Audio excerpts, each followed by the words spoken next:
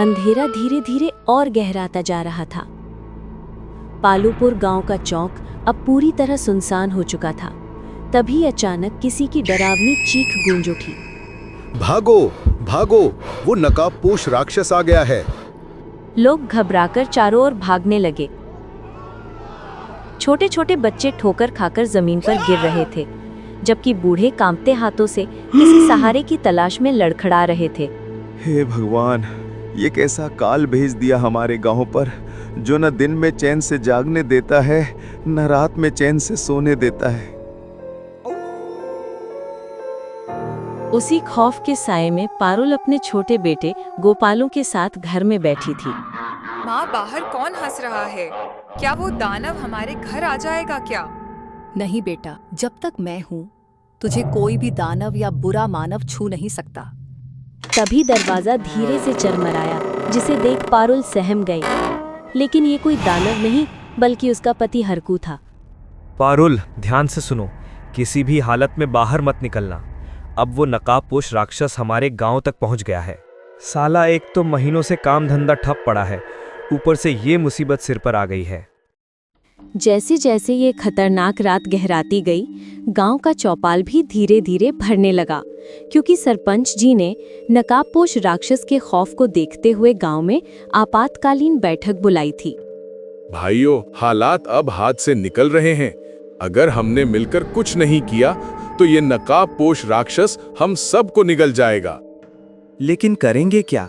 कोई भी उस नकाबपोश राक्षस से भिड़ने को तैयार नहीं होगा, क्योंकि सबको अपनी जान प्यारी है। वो जानते हैं कि रात को बाहर निकलना मौत को बुलाना है। तभी सरपंच जी ने फैसला किया कि अब से कुछ लोग रात के समय गांव की चौकीदारी करेंगे, और जैसे ही उन्हें वो नकाबपोश आदमी दिखाई देगा, वे तुरंत पूरे गांव को सतर्क कर देंगे। ये बिल्लो और डमरू, अब से तुम ही दोनों रात में लाठी लेकर इस गांव की रखवाली करोगे, क्योंकि गांव का सबसे घुमक्कड़ व्यक्ति तुम ही दोनों हो, जो हर गली कूचा देखे हुए हो। लेकिन ये सुनते ही सब लोग आनाकानी करने लगे। सरपंच जी, मैं तो अभी बीमार हूँ और मेरे पेट में गैस भी बहुत रहता है। अगर रात को बाहर गया तो कहीं पौ पौ की आवाज निकल गई तो राक्षस नाराज होकर मुझे हंसते हंसते ही चट कर जाएगा। इसलिए माफ कीजिए, मैं ये चौकीदारी वोकीदारी नहीं कर पाऊंगा। और मैं सरपंच जी, मुझे तो खांसी की पुरानी बीमारी है। अगर मैं चौकीदारी करूंगा तो पूरी रात खक खक खक करता रहूंगा। राक्षस तो सीधा आवाज सुनकर मेरे गले में हाथ डाल देगा। इसलिए मुझसे अच्छा आप किसी और को भेज दीजिए। अगर हर कोई बीमारी का बहाना बनाएगा तो चौकीदारी कौन करेगा? ठीक है, मैं समझ गया, तुम सब ऐसे नहीं मानोगे। तो सुनो, अब से जो भी गांव की चौकीदारी करेगा उसे पंचायत 10,000 रुपए तनख्वाह भी देगी। 10,000 का इनाम सुनते ही बिल्लू और डमरू के कान खड़े हो गए। वे सरपंच से कुछ कहने ही वाले थे कि तभी हरकू खड़ा हो गया। मैं इसके लिए तैयार हूँ सरपंच जी। चाहे वो नकाबपोश इंसान हो या राक्षस, जानवर हो या देवता, मैं उसके कारण अपने गांव वालों को भयभीत नहीं देख सकता। आप लोग अपने अपने घर जाइए। आज से आपका चौकीदार हरकू उस नकाबपोश के आते ही आगाह कर देगा। ये सुनते ही बिल्लू और डमरू कहने लगे, अगर तू जाएगा तो मैं भी तेरे साथ चलूंगा। ये 10,000 तू अकेले नहीं गटक सकता। और मैं भी चलूंगा, क्योंकि मेरे बिना तुम दोनों अकेले कुछ नहीं कर सकते। ये हरकू तो अपने बीवी बच्चों के ख्यालों में ही खोया रहेगा, और बिल्लो तो एक बिल्ली को देखकर भी डर जाता है। किसी नकाबपोश राक्षस से क्या ही लड़ेगा। यह सुनकर सरपंच ने चैन की सांस ली। उधर हरकू, बिल्लो और डमरू तुरंत अपने अपने काम में जुट गए। अरे कैसी भयावनी रात है ये। धुंध इतनी गाढ़ी है जैसे मेरी बीवी की आंखों की काली पुतलियां। और ये सियारों की हुआ सुनकर ऐसा लगता है जैसे कि ये हमारे लिए राम नाम सत्य है गा रहे हैं।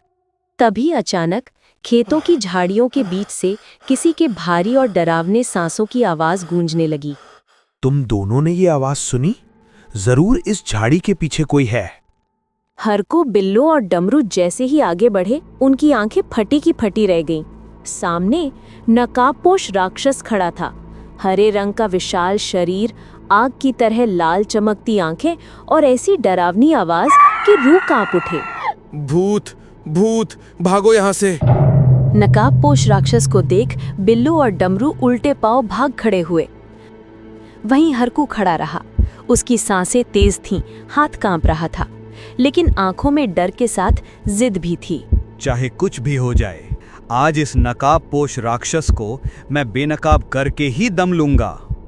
तभी उसने कांपते हुए हाथों से लाठी उठाई और पीछे से नकाबपोश राक्षस पर जोर से दे मारी, जिससे नकाबपोश राक्षस जमीन पर गिर पड़ा और उसकी लाल रंग की खून की बूंदें जमीन पर टपकने लगीं। ये तो खून है, और ये लाल रंग का खून है, लेकिन राक्षसों का खून तो काला होता है। क्या ये सच में राक्षस है या कोई इंसान? सुबह होते ही गांव का चौक लोगों से भर गया, क्योंकि सभी का कीमती सामान रात को नकाबपोश राक्षस ने चुरा लिया था। हमारा सारा सोना चांदी चुरा ले गया। वो मेरी सास ने मुझे दी थी। अगर मैंने उन्हें वापस नहीं लौटाई तो वो मुझे कच्चा चबा जाएगी। उस दुष्ट नकाबपोश राक्षस ने मेरे अनाज के बोरे तक को उठा ले गया। अब हम खाएंगे क्या? वहीं दूसरी ओर हरकू और उसका परिवार बहुत खुश था, क्योंकि बेरोजगार हरकू को अब काम मिल गया था। वो अपनी पत्नी पारुल के लिए महंगे महंगे गहने लाता था। उसने अब अपने बेटे गोपालू का भी एडमिशन गांव के सबसे महंगे स्कूल में करा दिया था। आजकल आप बहुत पैसे खर्च कर रहे हैं। जरा सच सच बताइए, कहीं लॉटरी वॉटरी तो नहीं निकल आई? लॉटरी तो नहीं लगी भाग्यवान। हाँ, काम जरूर लगा है। नकाबपोश राक्षस से लोगों को आगाह करने का काम। जंगल के बीचों बीच एक पुराना सूखा कुआं खड़ा था, जिसे गांव वाले बरसों से अपशगुन मानते आए थे। तभी गोपालू अपने दोस्तों के साथ छुपन छुपाई खेलते खेलते अनजाने में उस कुआं के पास पहुंच जाता है। मैं यहाँ इस कुआं में छिप जाता हूँ, फिर तो मेरे दोस्त मुझे नहीं ढूंढ पाएंगे और मैं जीत जाऊंगा। लेकिन अचानक उसका पैर फिसल गया और वो सीधे उस पुराने कुएं में जा गिरा। गिरते ही उसे किसी की कराहने की आवाज सुनाई दी। कोई है क्या यहाँ? तभी उसने देखा, लोहे की जंजीरों से जकड़ा एक आदमी बैठा था। उसका शरीर हरे रंग का था, आंखें आग की तरह चमक रही थी। आप ही नकाबपोश राक्षस हो ना? लेकिन आप यहाँ हो तो फिर बाहर कौन है जो सबके कीमती सामानों को चुरा रहा है? नहीं बच्चा, मैं राक्षस नहीं हूँ। मेरा नाम भैरव है। मैं दूसरे ग्रह का प्राणी हूँ जो धरती पर घूमने आया था। तभी तुम्हारे गांव के ऊपर से गुजरते हुए हमारी स्पेसशिप खराब हो गई और मैं यहाँ आ गिरा।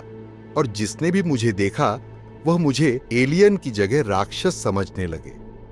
तभी गोपालू ने अपने छोटे छोटे हाथों से भरपूर जोर लगाया और अगले ही पल लोहे की जंजीरें टूट गई और भैरव आजाद हो गया। तूने मुझे नया जीवन दिया है। तुम्हारा बहुत बहुत धन्यवाद। नया जीवन तो सच को मिलना चाहिए और गांव वालों को पता चलना चाहिए कि असली राक्षस कौन है। तभी गांव में अचानक डाकू आ जाते हैं। हमला बोलो और सब कुछ जला डालो और उस एलियन को किसी भी हाल में ढूंढ कर निकालो।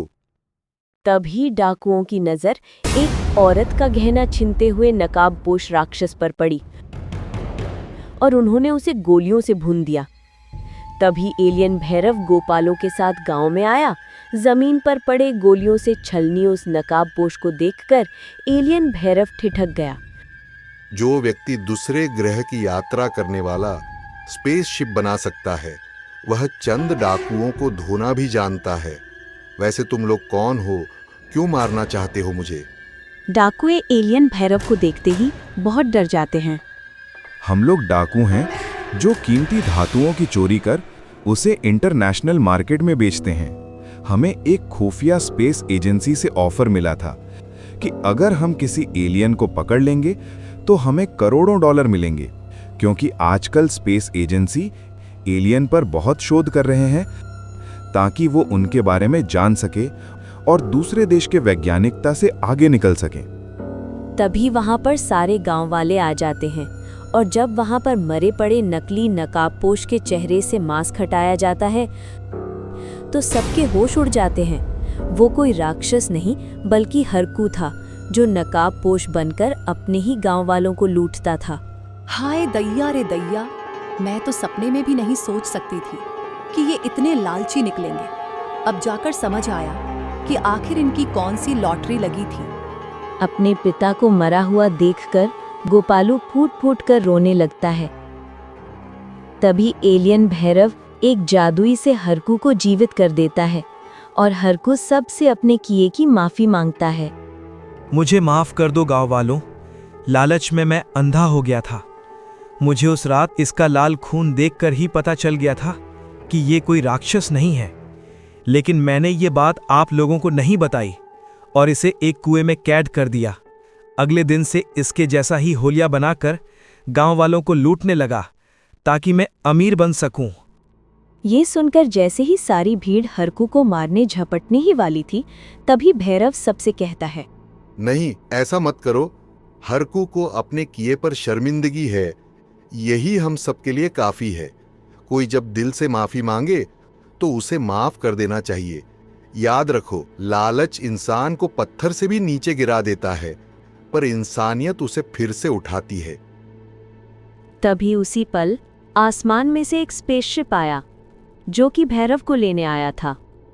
ठीक है भाइयों, मैं चलता हूं।